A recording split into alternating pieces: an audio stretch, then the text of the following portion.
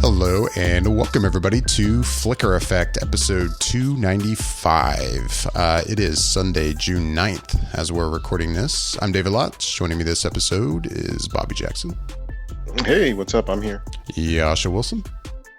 Hey, everybody. And Michelle Hillard. Hi, everyone. Hello. What's up, guys? Happy Sunday. I don't know Happy Sunday. where I was going. Blue Nine Nickel. Happy Tony Award Sunday. Fun day. Tony Award Sunday? Tony Awards are today? Tony Award Sunday. I would know. What? Man, look. Come on. I can feel the look from here, and I'll get to actually see the look since we're recording video. So this is great. It's funny because I like the Tony Awards. Tony Awards are fine. I say that though. I don't know how many I've watched. Maybe 2. I like them. They're fun. And you get to see a little bit of everything. I don't know. I like it. It's not just musical Broadway. It's like they're just the average plays, which I think people forget. There's just plays that are on Broadway. And there's plays that are just off Broadway, and it celebrates them too. Like it's everything, and I like that. No, I get it. It's nice. People forget. Maybe it's the fact that I haven't seen anything that's up for awards at the Tonys that makes me like, oh yeah, like the Tonys are in tonight. But I get what you're saying in that also you get to watch a bunch of performances for things you haven't seen before, which is cool. Or that you've heard of, and you're like, oh wow, that was an amazing performance. What play was that again? That looks amazing. I'd be super curious to see how the rest of that show would go. Right. It's kind of like the off-season version of the beginning of the Macy's Thanksgiving Day Parade. Yes! Is what you're telling me? So, I'm sorry you're not watching the Tonys and you're here with us. Thank you, Michelle. Appreciate it. What? Thanks, Michelle, for joining in. Sacrifices. At least you'll get to see it tomorrow. Commercial free. This is true. This is true. Well, will it be commercial free then? I'll be able to skip them. Oh, that's true. Will you? Yeah. It's a CBS app, isn't it? Oh, no, it's right. In the CBS app, I won't. No. Oh. Although I think they put it on Hulu, too, or they used to. There's something I wish... Anyways, I'll figure it out. I'm not worried about it. It's All fine. right. I wish you the best. But, you know what? There was something that dropped this week, and I'll be honest. There was a response in our little like group thingy that has me pondering about this drop. So it was announced on Thursday? I have to look at the date now. I don't know. Sometime this week. Doesn't matter. It does matter because exactly. So on June 5th. It does matter. That was Wednesday, right?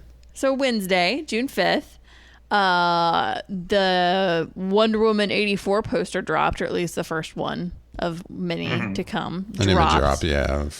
And I guess it was funny because I thought that what's her name, Judy Jenkins was going to drop it first, but she let Gal put it down, and then she dropped it, and then Patty Jenkins, and then WG dropped it. So it was like everybody was like allowed to drop it at a certain point.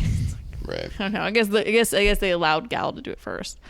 Anyways, so I decided to go, oh my gosh, look at that. 1 year from today's date, the movie will be out, and look at this poster. I should share this with my fellow guys. And the response I get back from Jascha. What see, I don't even remember what I said. Blah. Yeah. You said blah. That's what I thought that's what you were referring to. I wasn't sure if that's what you were actually alluding to, but yeah. So I gotta know. I gotta know. What's blah? What is it? What's happening? What's the thought process? I wasn't impressed. Oh, okay. I wasn't impressed with the poster. I thought it was kind of I don't know. I felt like it was a little busy from the posters that we had when she first came out to this one.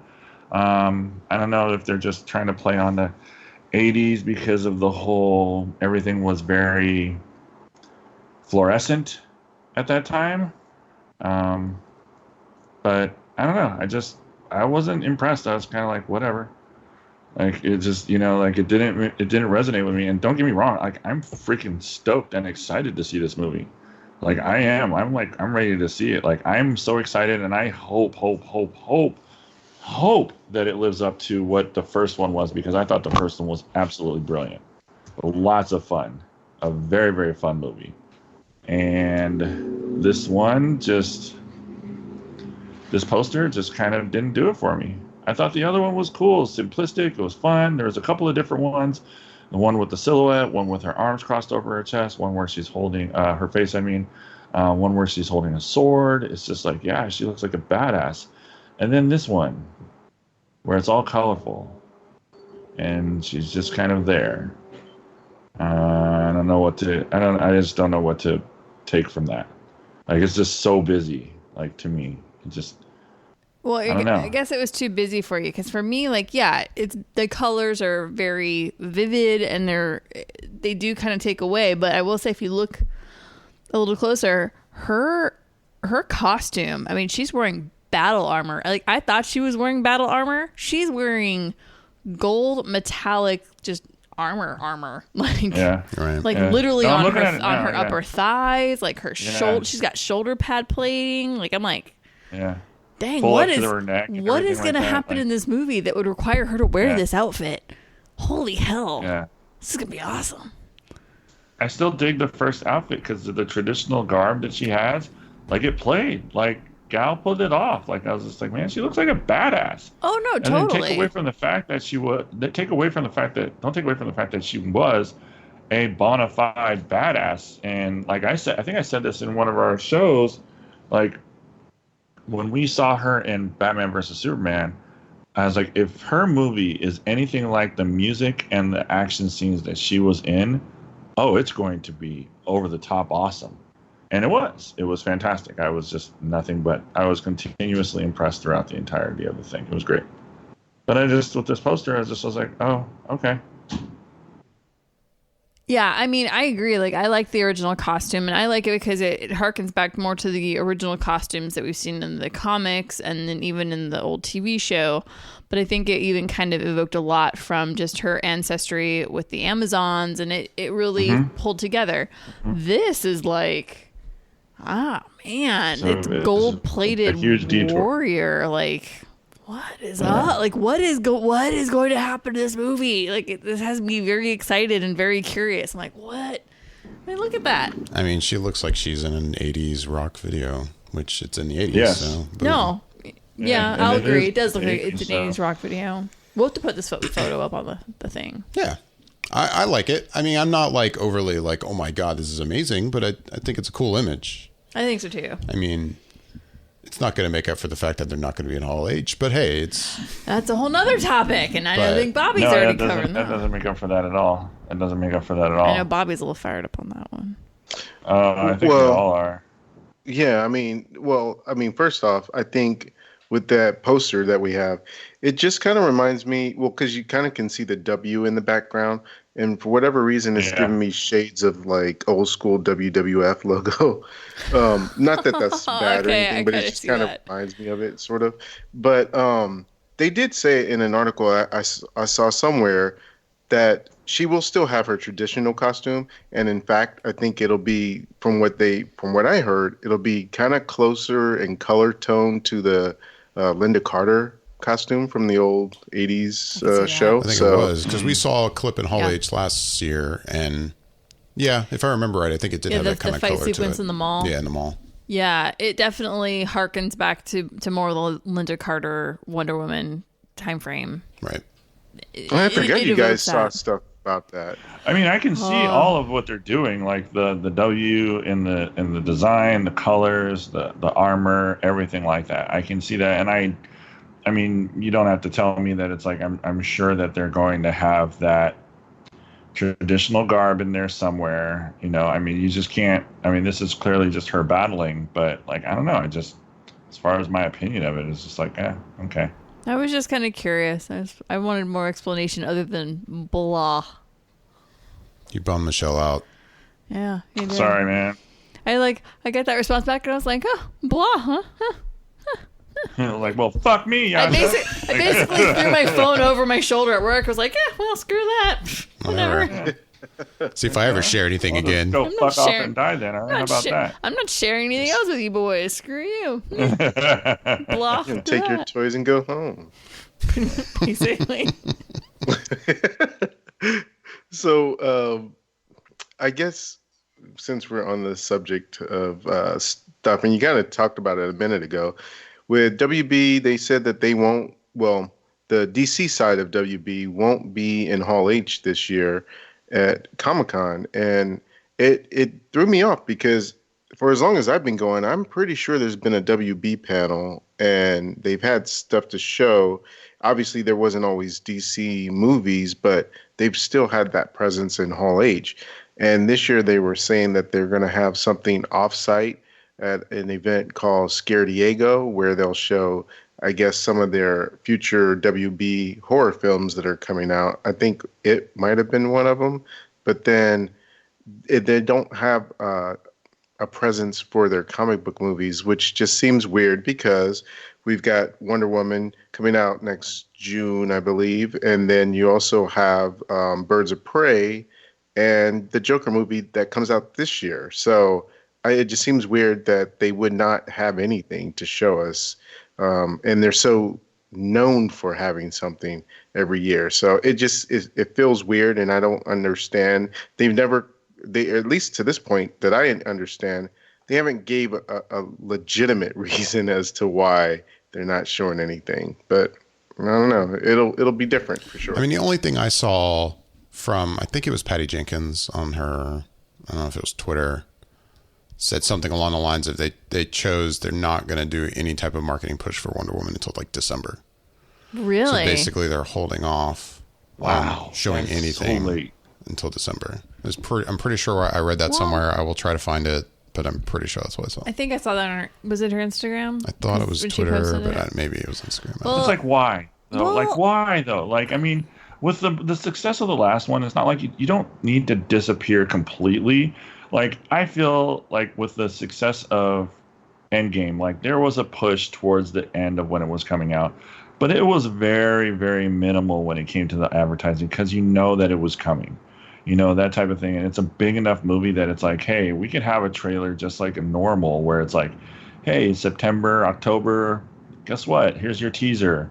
Or, you know, Hall H, here's your teaser. And then Christmas comes out. Here's your full trailer.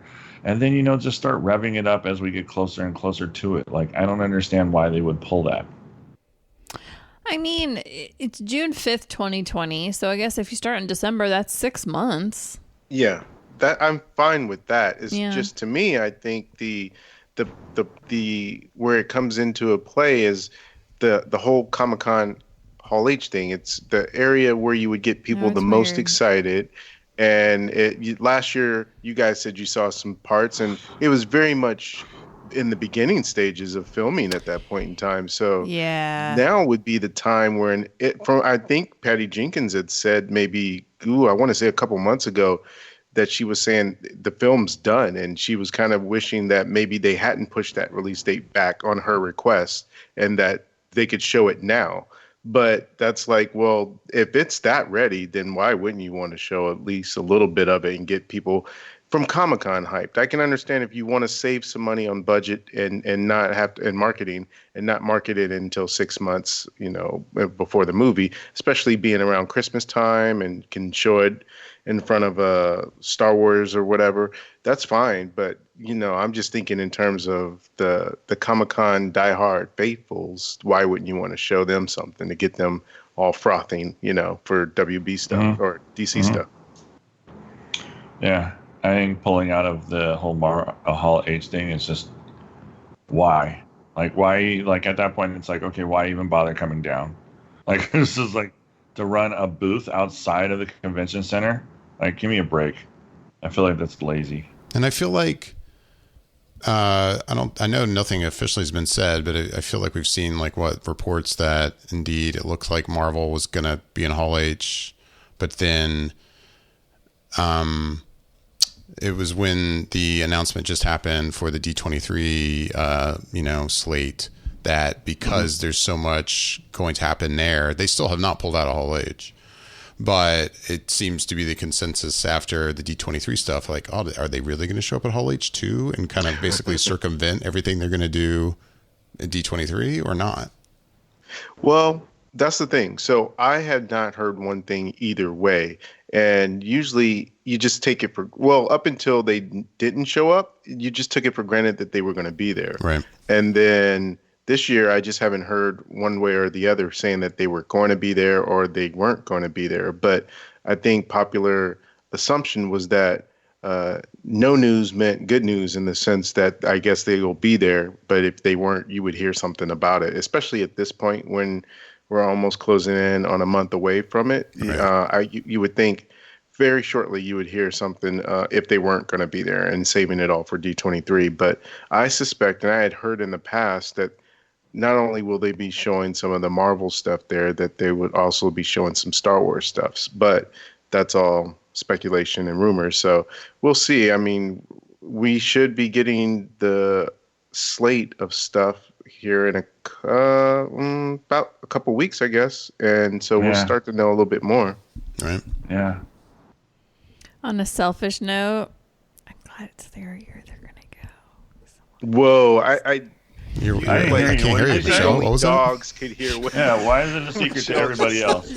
I was just saying, like, in a really selfish way, I'm really glad that Bobby and Yasha are going this year, and that next year you and I will go. No, see, because Marvel will end up showing up this year, and then if Star Wars shows up this year, that's going to be the thing. I'm like, God damn it, You're gonna be so mad. that's going to kill me. But I mean, it's fine. It's just going to be in the moment of like the news coming out, and be like, oh, this is so depressing. They're gonna send you a text, and you're gonna like throw your phone. It's gonna be Right. bad.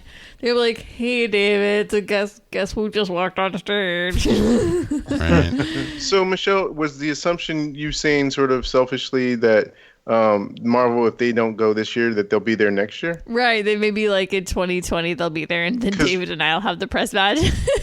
No, but so weren't they not there last year too?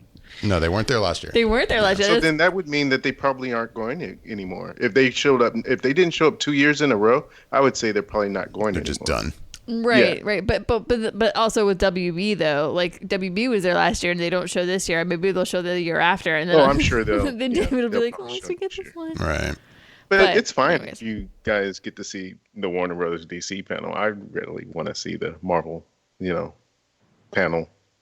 That's always the highlight of my Saturday at 4:00 or whatever time it usually is when Marvel comes out and they put on their presentation. That's like I feel like that amps up everybody.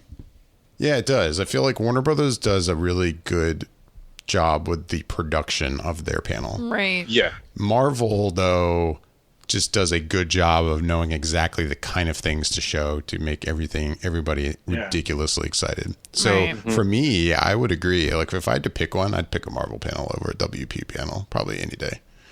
Yeah. Even though WB does the whole thing with the screens and they really go It was all out with pretty like the cool. effects and stuff in their pretty panels. cool. It's very cool. Don't get me wrong. A It's WP pretty panel cool. is a great panel. They do the whole wraparound, everything like Yeah. that. It was, and they always have, from what I've experienced, they always bring out all the actors and stuff like that, so does Marvel, but it's like Marvel does, I don't know, just a remarkable job. It was like, hey guys, I'm just going to give you a taste, but here it is. Check it out. And then you're just like left, like dying and pining for more, just jaw dropped. And you're just like, oh my sweet Jesus, please, like, let's make it here now. Right. Well, you guys will have a good time anyways, no matter what goes down. For sure. But I'm curious because speaking of comic book stuff, a comic book movie came out this weekend, and I'm wondering if, based on the numbers, if any one of us actually saw the movie because apparently this is the lowest Nobody opening did. X-Men movie that has come out, and that's Yeah. saying something really because that's a pretty big- sad. Yeah, that's a big fuck you. Excuse my language, but that's a big I mean, you can't get a better response from the audience and the crowd saying, "Yeah, we're over this," and nobody thinks that this looks good. Like that's really what that came out with. That's what I got from it. I'll be honest, I haven't seen it. You haven't seen it, I have Jascha? not. Did you see it? Bobby, of course I saw it, man, and I know that you saw it too. Like, let's not play ourselves with that silly line of questioning. Actually, Like- no. Come on. There's times when you're so busy, Yasha, in the weekend. This is it's true. Like, This is true. it's hard to know when your schedule is hitting. Of course, I saw it, but it's not. Yeah. It's not a guarantee that you saw it. So I was just curious. Oh, But of course, I I did take time to see it. I guess I guess I'll give my thoughts since I sort of brought it up then. Yeah, okay, so the last movie which was Apocalypse, I thought that it just sank because for me, um, you have a character in Apocalypse that is such a badass X-Men villain, and it just fell flat. And to me, I think that's a major crime because you don't waste a character of that statue and that nature in the way that they did, and call it an X-Men movie. So to me, I thought it was kind of like a bad way for that movie to play itself out. But then we come to this Dark Phoenix movie, and the reviews were out there. Everybody was saying essentially that it's not good. It's the worst of the franchise. They were dogging it pretty bad, and I came out of it and I thought it was okay. It was okay. It wasn't horrible. It wasn't complete trash to me. But I think the problem with this movie is that they're trying to fit this Dark Phoenix saga, which it is in the comic books, into this movie that's 2 hours, and it just doesn't work right. It all just seems too fast. Some of the beats that they hit in this movie feel like some of the same beats that they hit in X-Men: The Last Stand. And so why would I want to see a repeat of that? And it's Simon Kinberg who directed this, who also wrote the Last Stand movie. So it's like he had a second chance to do it right, and I just don't think he did. He just failed on so many different parts. There's so many things in terms of dialogue that's clunky and doesn't fit right. There's character motivations that don't seem to fit. There's a lot of different time that seems to be sped up just to get us to the points that they need us to get to. And the only reason why I feel like it was okay was because there were some times where it felt like X-Men, like there was a beginning sequence in space that saw them acting like a team, like you would want them to be, and that was pretty cool. And then the end, when they're in the big third act finale, when they're on the train, there was some good action there, and that was like cool to me. But everything else in between, in the middle, it just didn't fit right, and it just felt a little bit forced, to where I think it's just at this point, it's kind of a good thing that this series has ended so that they can be reintroduced to us sometime down the line in a new, fresh way that hopefully by that point, people will be excited to see an X-Men movie again. Because at this point, like Jascha said, these dwindling returns just means that people just don't want to see these characters right now. And maybe part of it is because of the quality or the way it seems to look and come off to people as they're seeing these previews for it. They're just not interested. But at this point, I can understand why, just because it has been going down. I wouldn't say this movie is as bad as Last Stand or X-Men Wolverine Origins or something like that, but it's not a whole lot better than those either. So it's a mixed bag for me. And for someone that says that they absolutely hated it and completely trash it, I can get their point of view. It's just that I think they did just ever so slightly enough for me for it to be just okay. Which, I mean, it's not saying much. Like if I was grading it out of a 10, I'd give it like a 5. But that's, where it kind of landed for me. So now I'm kind of really curious, where did it land for you, Jascha? Bobby, it's so frustrating sometimes to go before you or after you sometimes, because honestly, I mean, more times than not, our opinions really do mirror each other, and we do echo a lot of the same sentiments and the same viewpoints, especially when it comes to some of these characters that we've been so involved with for most of our lives. Honestly, I couldn't agree with you more with just about everything that you said. Actually, everything that you said. It was pretty lackluster. I went in there 50-50. Like, I remember telling you guys, it's like, I'm hit or miss with this movie coming out in the fall, the summer. Like, I'm not excited. Like I just wasn't. None of it looked like it was really believable, or I wanted to buy into it, or I was super into seeing the movie. And you're right, a lot of it was repeated. Simon Kinberg, I think that's what his name was. He had the opportunity to do it better this time, and he just didn't. And I think that was very much reflected in the response that he got from the public, because nobody wanted to go see this movie, and this probably cost north of 150 to 200 million dollars to make easily. But walking out of it, I was just like, all right, that was okay.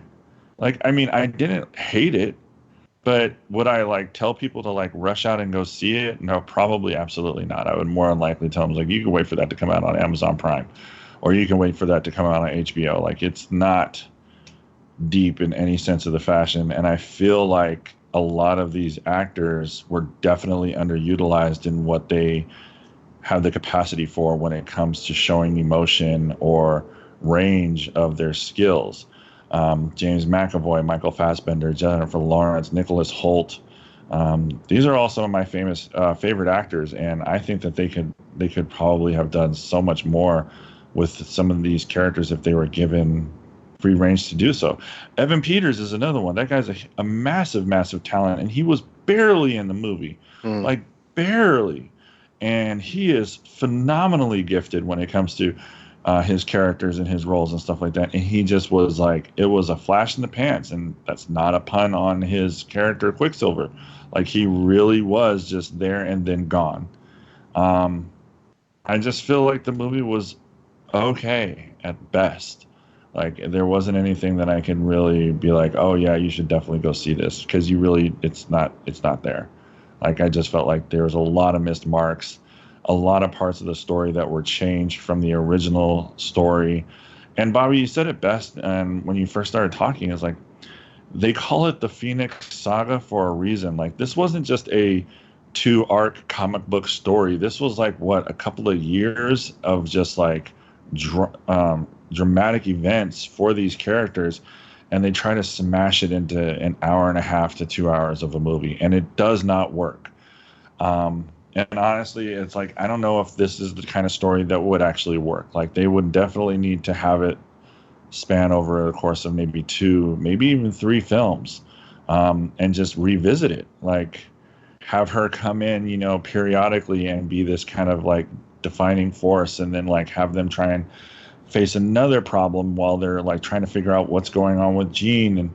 But that's never the case with this. They just kind of force her into just being this bad guy and have her like all these different emotions raging around with her. And I just don't think that it works. Like, it's a shame. Like, I think they did it pretty good with the X-Men, X-Men 2, and then kind of going into the arc of X-Men 3, just because when they ended X-Men 2, like, they showed her like kind of like transforming, like tapping into her power, and it's like, okay, we know what's to come, and that's kind of where we were headed. But it's just, it wasn't great. Like, it wasn't phenomenal. I'm not sold on Sophie Turner really as an actress either. There were moments when she was really solid, and I was like, oh, that's some really cool emotion.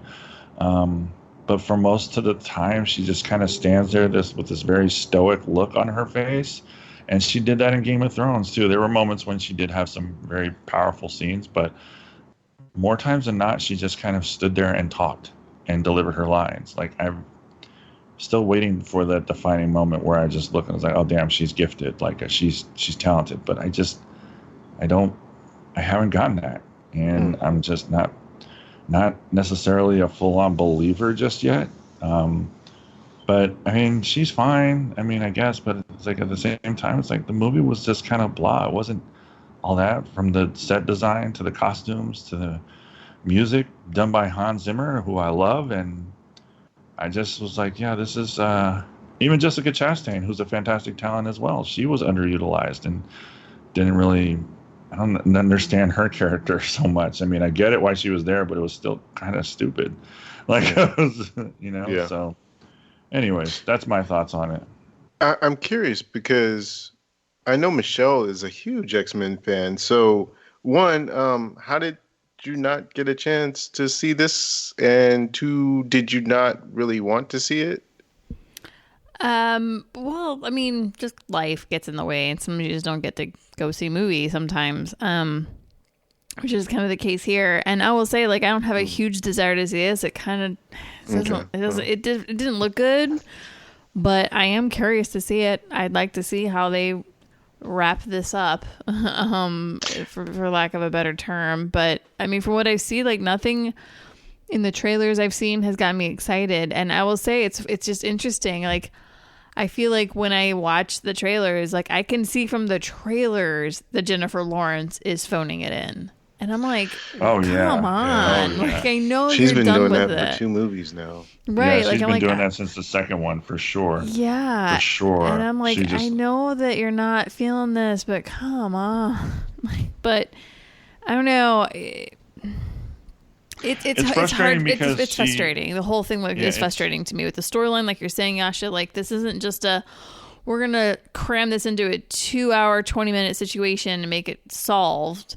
Like, that's just not the way the character's supposed to be done. Like, they could have stopped it at Apocalypse, which they also did no justice to that storyline either. But they could have stopped it there and started almost like a whole nother sequence where they're working with her as Dark Phoenix, where they have, like, the first movie, the first film. It's like, wow, this is a shitstorm. And then come the second film, like, she starts ringing it in and she gets to utilize it in the proper ways. And then by the third one, you know, like, I'm trying to think of the group that they go up against, and she's the only one that really can throw them down, and have it, like, wrap up with her being the ultimate badass and helping the X-Men, like, defeat, what's that group called? The 64? I don't even remember anymore. But, you know, that would be a really cool arc to see, like, 3 films kind of arc with her going through the storylines that has the Dark Phoenix, but that doesn't happen. We're just getting shoved into an hour and 20 minutes, and it's like, okay, thanks. Yeah, pretty much. Yeah, I don't know. And, you know, it's sad because you're right. Like, Jennifer Lawrence definitely did phone it, and she was, like, over it, like, I think after the first one. Yeah. And it's a shame because, I mean, she just became a massive star. Like, she's just like, I don't have to put on makeup like this anymore. So why should I have to? And I think that was a big part of it, because as you saw, like, more and more she's in her disguised features, which is basically looking like a human, and more she's more covered up than she was when she first started this. And it's just like, yeah, I'm not putting on all that crap again. Like, you can paint my face and just call it a day. And it's very clear that she was over it. Like, I mean, I don't think, like, these other characters, like, these other actors may have been over it, but I do think that, like, Michael Fassbender and James McAvoy put their all into doing these roles. Like, I just don't think that they had the range or the moments to actually do it. Like, there's a scene when Michael Fassbender's using his powers, and you're just like, I mean, I believe it. Like, you know, you're just looking at the guy and you're like, Jesus, this guy's so good. Like, he's so freaking talented. And then you look at Sophie Turner and you're just like, yeah, no, I don't believe that. Like, not even a little bit. It's just like, okay. Like, Michael Fassbender makes these faces where it's like, oh my God, he's really making the veins in his neck and his face pop out. Yeah. Like, they're not CGIing that. Like, he's literally that intense right now. And that's a credit to his abilities. Anyways. Yeah. Anyways, yeah. Dark Phoenix. Well, did anyone else get to see any other stuff this week? I did. Oh, what's up? I got a chance to watch Godzilla King of the Monsters yesterday. What? I'm curious to hear about this. We debating on whether or not you would even watch it, just because we know how you feel about the Godzilla movies and King Kongs and all that stuff. So, yeah. Wow. Okay. Oh, I gotta hear this. Like, I'm not incredibly proud of this, but I did bunny hop or theater hop right into that right after I got done watching Dark Phoenix. Wasn't gonna give them my money, but I was like, oh, it's starting right now. Let's just watch it and check it out. Oh my gosh. Nice. That happened yesterday. Yeah, you use your A-list, I quote was unquote. gonna say, you used your AFC A-list, right? Yeah. That's what we'll say. So yeah, I watched that. Let's see. Uh, in the grand scheme of things, I could see what they were doing with the movie, and even not being a fan of the franchise or the history of it, really, because I didn't. I mean, I knew it was around when I was a kid, but I never really got into it. I can definitely tell that there was several references to like everything else to make it so much fun for people that have an affinity for it or this just love for this character. I did, however, I wouldn't necessarily refer anybody to go see it. I'm just like, yeah, this is okay. Like, I mean, it was, if I had a choose between this or Dark Phoenix, I'd probably watch Dark Phoenix like 3 more times before watching Godzilla one more time. Like, in all honesty, like, it was just like, it was just okay. Wow. Things that annoyed me. Let's jump right into things that annoyed me. Things that annoyed me. The fact that they were throwing King Kong down your throat, not once, not twice, but like 3 different times, several different occasions, they kept making references to Skull Island and Kong and Titans and all this other shit. And I'm like, I get it, we get it. Like, this is part of the same world, to the very point where we actually see a video from Kong on the screen. I'm like, Jesus, this is fucking annoying. So there was that. The other thing, the predictable dialogue that they had in some parts of the movie, like when Ken Watanabe, I think that's what his name is, Ken Watanabe. Watanabe, excuse me, thank you. Ken Watanabe is talking and he's giving a speech. I'm like, don't you say it. Don't you dare say it. Don't you fucking say it, Ken. You are messing with powers you have no idea you can't comprehend. Fuck you, man. Like, no, I just knew it was coming and I didn't want to see it. I didn't want to hear it. And there it was, clear as fucking day. I was so annoyed when I saw him building up for that moment. And it's like, and then it came and I was like, whatever. So that annoyed me. Things that I loved the surprise. No, don't say it. Okay. I guess. All right, some of the characters being who they didn't opt to be. I kind of stopped because I wasn't sure if we got any spoilers. Or whatever. No spoilers. No spoilers. Okay, no spoilers. But if we've seen the movie, we all know what you're talking about. Yeah, I was pleasantly surprised with some of the turns that the storyline had taken. And that is something that I was thoroughly impressed by. Kyle Chandler is a beast. That guy's a fantastic, fun actor. I like to watch him. I like to watch Vera Farmiga. I think I'm messing her name up, but that's all right. As well. I like watching Ken. I think he's fine. And I was stoked to see Thomas Middletich in there, more commonly known as from Silicon Valley.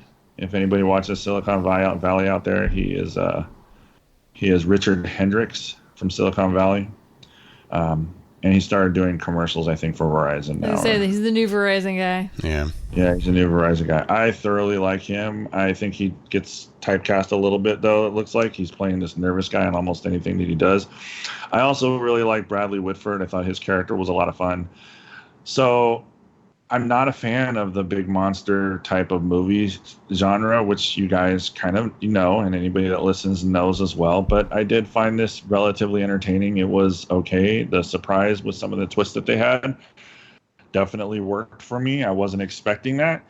And that's pretty much it. I just kind of was like, all right, yeah, this is fine. But I wouldn't jump or run if you're a monster fan and you like the Godzilla series, and yeah, go fucking see it. You're gonna enjoy it. But if you're not, then you can probably wait on it.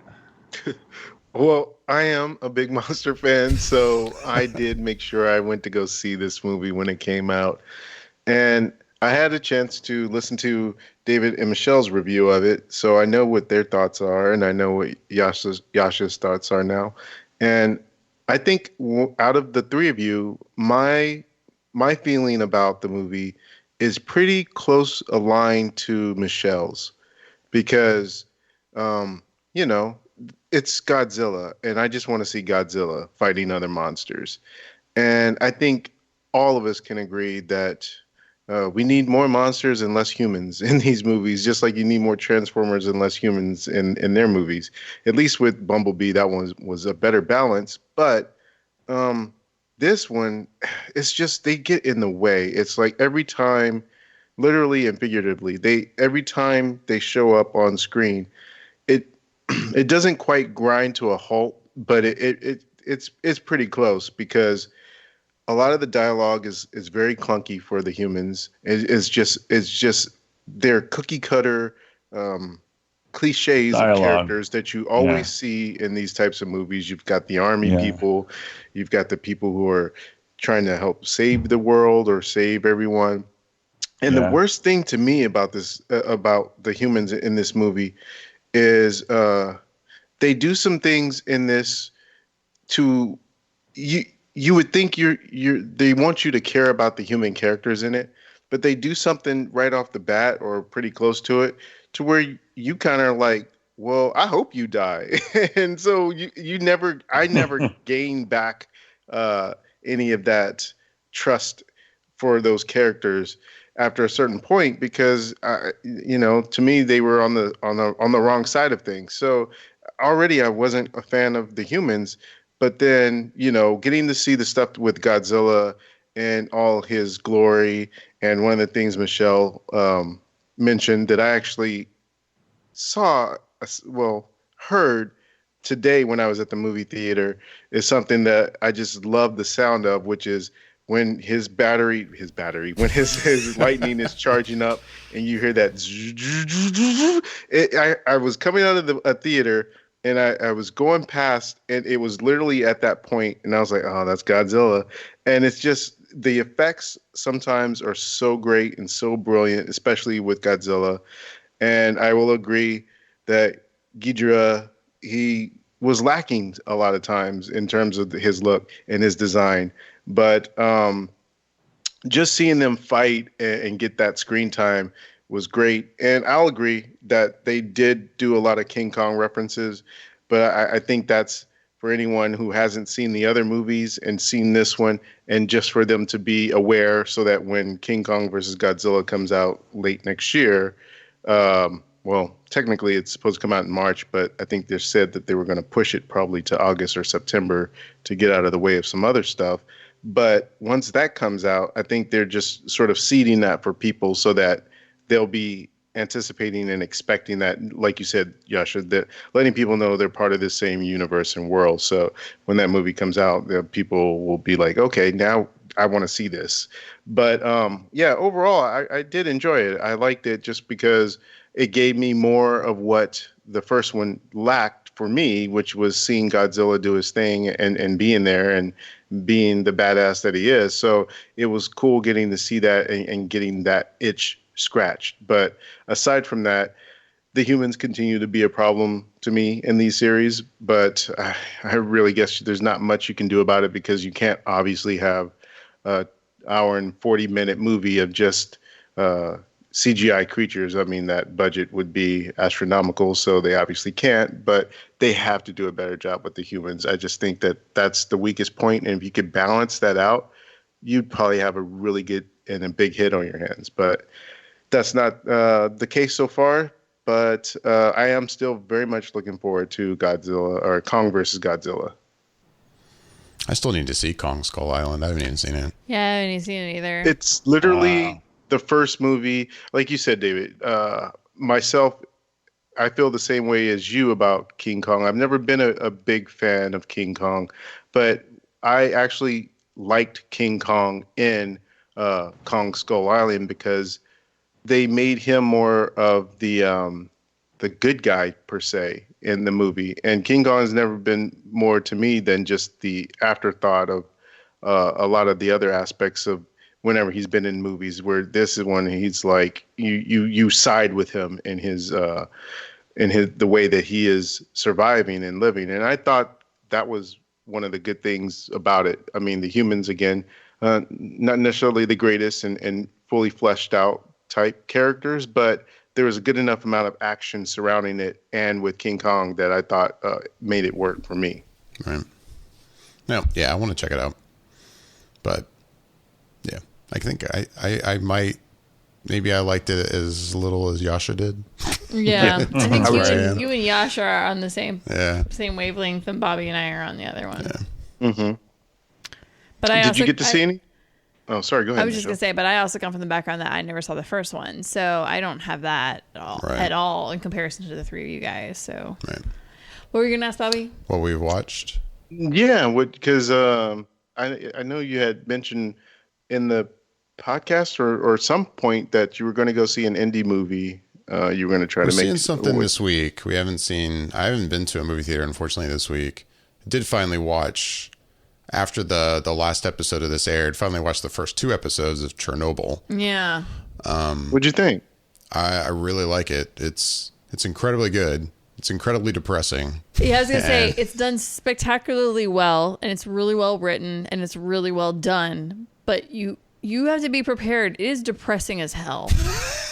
It is, and it's like the other evening we watched the second episode, and we had time, and I was definitely like, I would like to see another episode this evening. However, I don't think the joy that's left in me could disappear. Like, I can't go to bed like without something Can't watch joyful. too much of it at Like, night. you can't watch too much of it. You can't binge. This is not a binging series. Otherwise, you'll just go do something horrific, like, to yourself.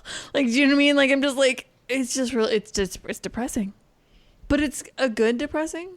Yeah, I mean, it's weird because for me, whenever there's something I haven't seen before, and I can tell, oh, that looks like it's well done, but it looks really kind of dark and depressing, so I just usually just veer away from it. And I'm afraid to say that, man, Chernobyl is just depressing, because I feel like a lot of people would go, well, why do I want to see that? Like, but it is incredibly good. And I don't know, like, maybe depressing isn't even the right word. I don't know, but it's haunting, and That's a good word. especially considering that this is real life. Like, This happened. And yes, they've taken some liberties, I guess, with the story, which I don't know if they did that on the first episode. On the second episode, they did one of those kind of after the episode little talks. Yeah. Like they do with Game of Thrones. And, you know, he brings up like one character that's actually kind of a combination of a whole ton of people that in real life. And my understanding, I haven't, excuse me, obviously I haven't finished the show yet, but my understanding is after that last episode, during the credits, they actually point out things that they changed during the credits, like it's in the show, which sounds kind of interesting to me. And they give reasons why, kind of like I think the reason they gave why that character, I forget her, what's her actress's name? Emma Watson. Emily Watson. Yes. Yeah. Emily Watson. Yeah. She's basically, her character's created to embody basically a large number of scientists that came in to rectify the situation that was Chernobyl. But instead of having, us follow like 10 or 20 or 30 scientists coming in, they basically conglomerated them into this one character of this one woman. Right.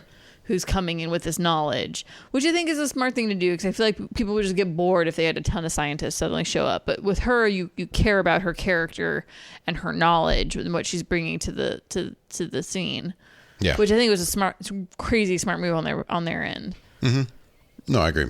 It's really well done, and it's one of those things like. The reason it's depressing is if you know even just anything about Chernobyl. It is a horrific catastrophe in human history that humans did to themselves, and it's like watching like worst war movies. They're depressing if you think about it. You're watching a crap ton of people die, and in this one, you're watching a crap ton of people die in a really horrible way. Like, of all the ways to die. It's not cool. Like, it's just, there's nothing, anyways. So in that way it's depressing, but it's haunting. And to watch the events unfold in this storyline, there's moments you're like, almost want to like bang your head against a wall. Like, what the hell were you thinking? And then there's other times you're just like, there's other aspects of it. You'll learn things. You're like, even I was like, well, I think, it was this big. And then you realize like, oh no, it wasn't like it was this big. It was like this big. It was huge. It was so much more than I can fathom, and it's just so much more layered and multifaceted than I think anybody can ever really know unless you really were there during that time frame and involved in the situation more. Right. I mean, I was a kid when this happened, so I don't. Yeah, it was easy for me to forget like how old I was when this happened. I'm like, I don't know. It's one of those things now. It's been so long that I'm like, I knew it happened in my lifetime, but I'm like, oh wow, like I felt like it was even earlier than this. Like this was. I was 9, so it's like I don't really remember it. Like Yeah. I don't remember hearing about it or anything. Like everything I learned about it, I grew up. Right. You know, I learned. I was older. Seemed like I was young when it happened, and then we wound up in Germany just like 2 years after it happened. Not that this is in Germany, but the thing is because of the Cold War and the Berlin Wall and everything, like it was still very east and west when I went to Germany. Yeah. And when I was there, and so there were people there that were affected by Chernobyl, and their family members were affected by Chernobyl because of the Communist Party. And so, like, in a weird way, as a kid, I kind of was like this. I slowly learned like what occurred, but I didn't know about it till I got into, God, what was like AP Chem or something like that. I don't even know about whatever in high school science class I was in, and then you really start learning about, nuclear fission, and like it's like, oh wow, this was a shit show, and it really was, and. I don't know. It's really well done. It's really well done. It's funny, Bobby. I saw a tweet you wrote before I watched that first episode. It was a reply to somebody else, and it was interesting going into it, thinking, oh, so this is one of those situations where we have a show that's set in a country, but this is obviously an English speaking production, and everyone is speaking with an English accent. Even though this is obviously in Russia. A UK accent, a British accent, English British accent. An English accent. And, I saw that tweet about it, and I'm like, oh, this should be interesting. But of course, like, my Twitter feed has been just completely jam-packed with people just glowing about this show. Like, no, I've heard nothing but amazing things about it. And so I was like, well, this still has to be very good, but I'm curious about that. Because I remember, like the first movie that for some reason I really caught that on, I remember was Hugo. I remember watching Hugo and thinking, this is in Paris. Why in the hell is everyone speaking with a British accent? It's just funny how that's the go-to. That's the foreign accent. If you're speaking English, but this is in a foreign country, you're going to speak with a British accent. It's weird. Yeah, you're going to be a Brit. But I will say, watching the show, for some reason, it doesn't bother me. I don't know why. It's fine. It's interesting because I feel like it doesn't bother me with some people, but it bothers me with others as I'm watching the show. And I will say, I kind of wish there was just more subtitles. I don't mind subtitles at all when I'm watching shows or movies. And so a part of me is kind of like, I really wish that it was... Oh, like when there is like some type of Russian broadcast happening and they're not bothering subtitling it kind of thing. But... And I get like, it's like there's a scene in the second episode, and go what it is. It's the feeling of what's happening, and it's fine. But I mean, like, there could be more Russian being spoken, and then just in general, like I'm like, more Russian could be spoken. It's cool. Like this is set in the Ukraine and Russia. It's fine. Like, it's cool. It was strange. I watched the whole series, and I'd say every episode at some point in time, it entered my head as like, there is literally nobody speaking Russian with an accent. And it was just like, it threw me, because sometimes in the series you would have, like you said, a Russian broadcast. So you'd be hearing Russian in that sense. And then all of a sudden a character would start speaking and they have their English accent. And it's just like, even like, I mean, I can understand if the main actors were using the English accent, but there's so many other characters you would think that some of them would have had an accent. Even the person playing Gorbachev, you would think he would have had an accent. But no, yeah, he's got the English accent, not the Russian. So it was off-putting, but it takes away nothing from the quality of the series in terms of how well it's made and the production value on it and how compelling the story of it is in seeing it unfold. And I would say, while I enjoyed the first 3 episodes, the last 2 episodes to me were the strongest of the series, and they really hit hard for me. But it's definitely one of those series that you can count on seeing a lot of buzz around award season time for. Oh yeah, I'd be shocked if we didn't. Golden Globes. Yeah. Oh, definitely. This is going to be a Golden Glober. Yeah, that's what I hear. It's word on the street. Right. Well, we're running out of time, but is there anything that anybody is like, man, I got to talk about this before we go? Yeah. Oh, go ahead. Yeah. 2 yes. Bobby, come on now. Take a step back, brother. You're always great. No, I say, go ahead, Jascha. I watched I Am Mother today. Oh, yeah, I saw that dropped. And I also watched the first episode for the new Black Mirror series. That I absolutely adore. Wish I could have gone through more Black Mirror, but I got through the first one. It does not disappoint. It is weird, and it is very much the stereotypical water cooler conversation the next day after you watch it. I so can't wait to hear what you have to say about the first episode, Michelle. Like, I really can't. Like, it's. I've got to watch this. I'm behind. I didn't watch last season of Black Mirror. Oh, I know. Because you have so many episodes that you can get to now. That's so much fun. I know. So I have to knock out last season and now this season, and I feel Did like you watch Bandersnatch? And I didn't. I never watched Bandersnatch either. And that's the other part. Like, honestly, like, I feel like I'm failing the Black Mirror people. Like, I feel like I really need to do that. And the thing is, there's just so many other things. Like, Handmaid's Tale just dropped again. Season 3 just dropped this week, the first episode. And then tonight is like Big Little Lies. And I'm just like, there's so many things. But, oh, Jascha, you give me hope. I'm so excited.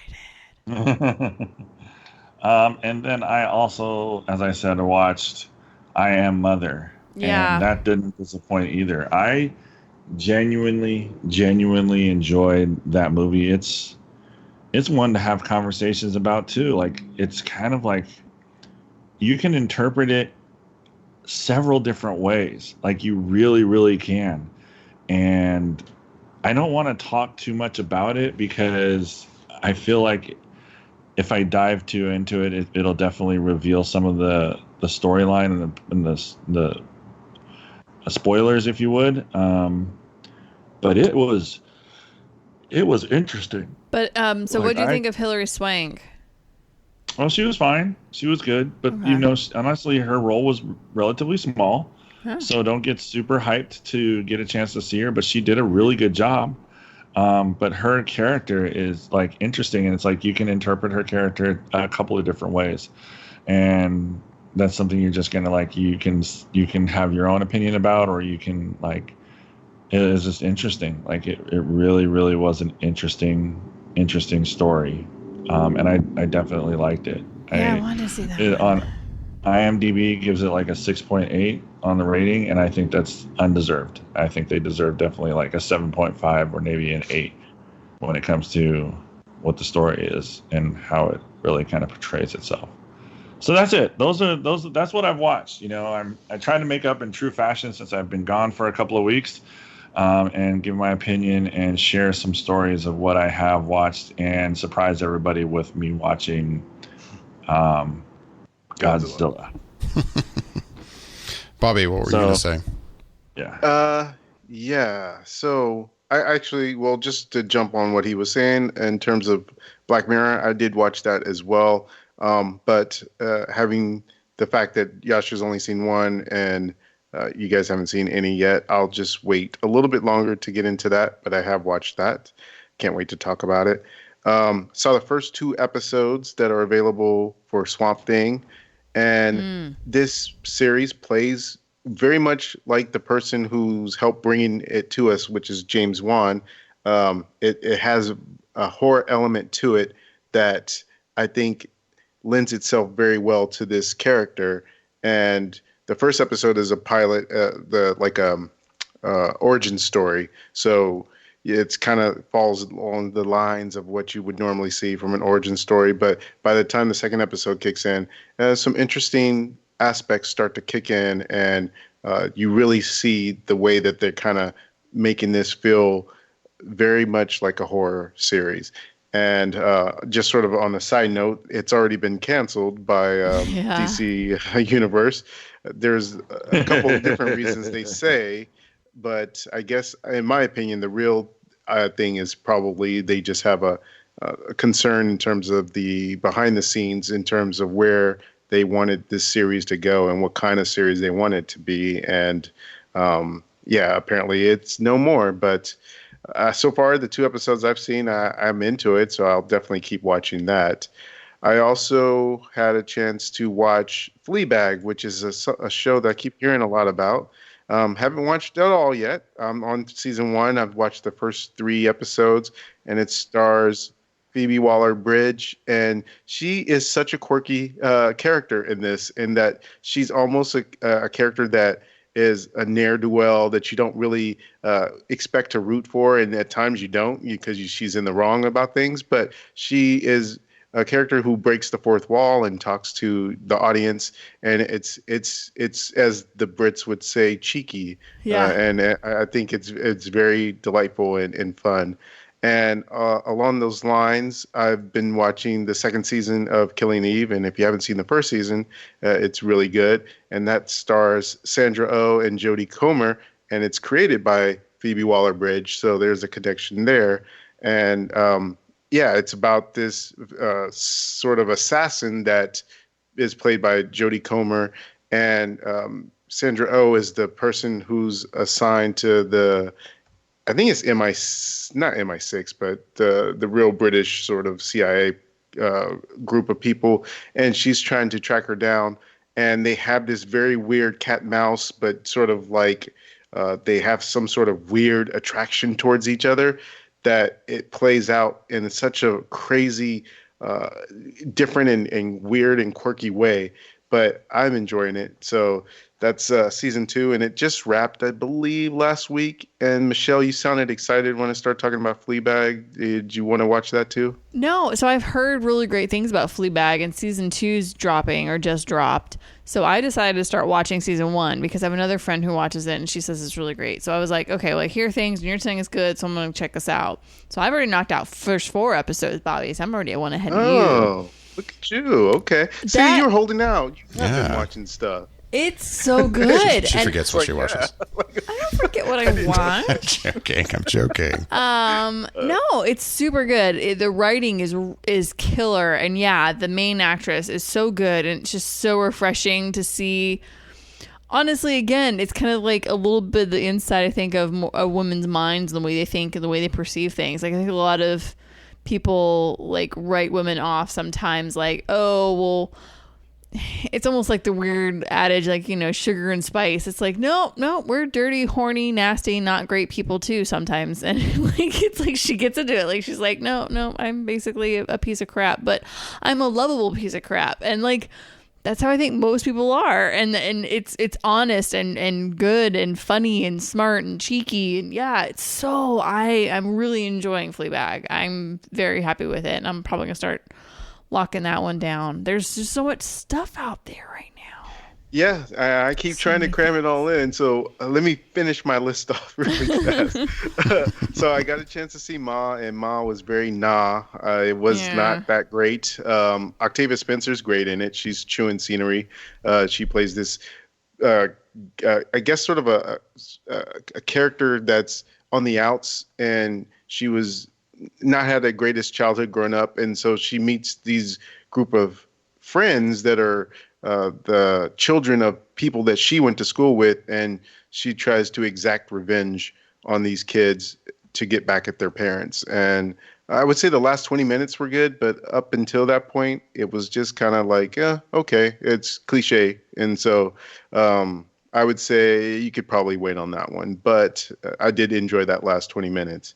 And I got a chance to see When They See Us on Netflix, which is I the want to Ava see that DuVernay. one. That Oh, looks it's good. so good. It's so good. It's like in a lot of ways, where Chernobyl is taking this real true thing that happened and showing it to you, and it becomes kind of like haunting, as you said. I think that's the same way When They See Us is. It's haunting. It's about these 5 kids who were in Central Park the day and these 5 African American kids in Central Park the day that a white female was raped, and they get essentially corralled by the police just because they were caught by the police being in that area.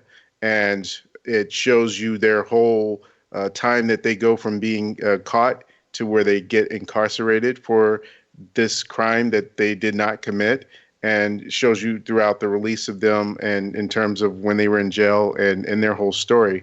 And it's very, very well done. And I thought that it's definitely something that you should see. It's one of those things where David said it's kind of hard when something is not as uplifting and fun to watch, but I think it's a story that, since it's true to life, needs to be seen by people and appreciated. But definitely see that. And it came out, I want to say, like, not last Friday or the Friday before that, but it's out there. It's getting good reviews too.